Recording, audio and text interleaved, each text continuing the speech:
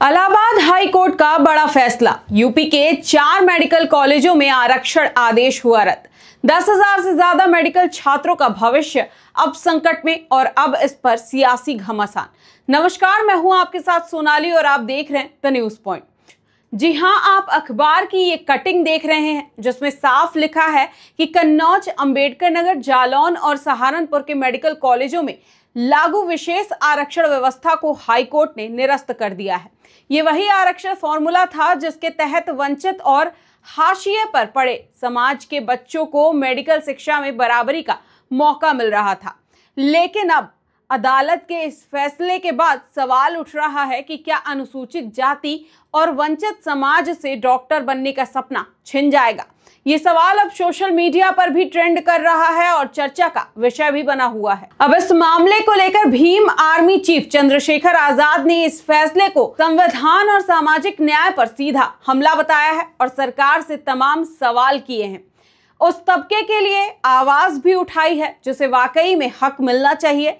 इस दौरान उन्होंने सरकार पर सीधा हमला बोला। उन्होंने कहा कि आरक्षण कोई भीख नहीं बल्कि ऐतिहासिक अन्याय का मुआवजा है। दशकों से शिक्षा से वंचित समाज को बराबरी का हक दिलाने के लिए ये विशेष आरक्षण व्यवस्था बनाई गई थी, लेकिन अदालत ने संविधान की आत्मा और बाबा साहेब के सपनों को नजरअंदाज कर दिया है।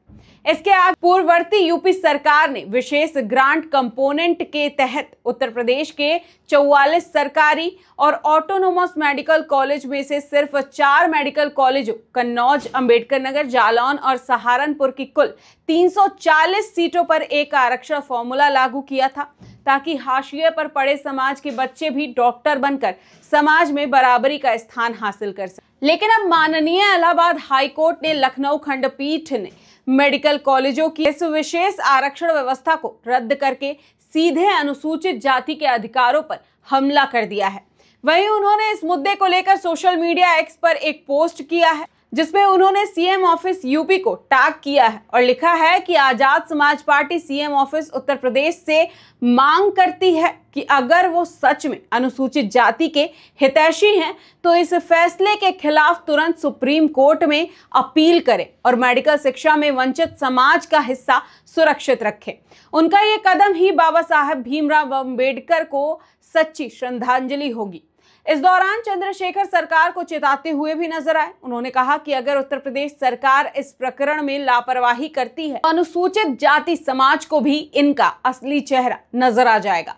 चंद्रशेखर का साफ कहना है कि ये लड़ाई सिर्फ सीटों की नहीं है बल्कि समान और न्याय अधिकार की है और अगर जरूरत पड़ी तो इस फैसले को सुप्रीम कोर्ट तक ले जाया जाएगा।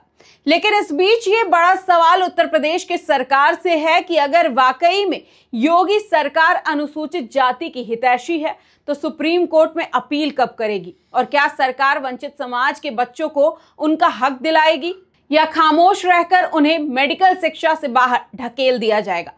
वहीं एक सवाल यह भी है कि क्या यही बाबा साहब भीमराव अम्बेडकर को सच्ची श्रद्धांजलि है कि आरक्षण को ही खत्म कर दिया जाए। क्या जो सरकार संविधान को मानने का दावा करती है वो असल में संविधान बनाने वाले को ही नहीं मानती है। अब सोचिए जरा, अगर मेडिकल कॉलेजों में सिर्फ अमीर और सवर्ण वर्ग को ही जगह मिलेगी तो क्या समाज का सबसे पिछड़ा तबका कभी डॉक्टर बन पाएगा?